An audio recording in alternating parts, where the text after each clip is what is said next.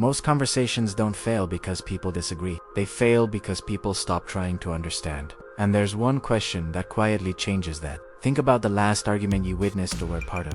Chances are, no one was really listening. They were waiting. Waiting to correct. Waiting to defend. Waiting to win. That's not conversation. That's parallel monologues. The question is simple. What led you to see it that way? Not how can you believe that? Not don't you see the problem? Just what led you to see it that way? This question does something rare. It removes accusation. It removes urgency. It removes ego. Instead of challenging the conclusion, it explores the path that led there. And people are far less defensive explaining their journey than defending their destination. Most beliefs aren't formed through logic alone. They're shaped by experience, environment, and values.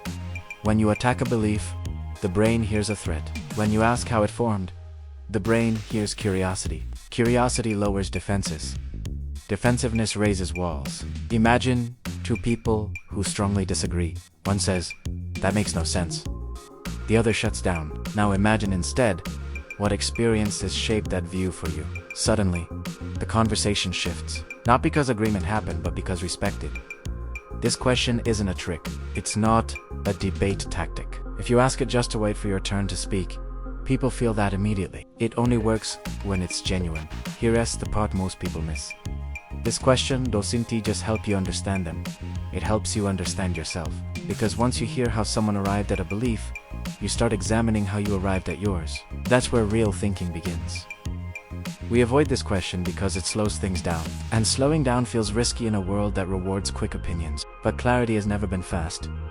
It's always been careful. You don't need to convince people to change their minds. You only need to create enough space for thinking to happen. This question creates that space. The next time you feel the urge to correct someone, pause. Instead of reacting, ask, what led you to see it that way? Not to agree, not to concede, but to understand. When was the last time someone truly tried to understand your perspective?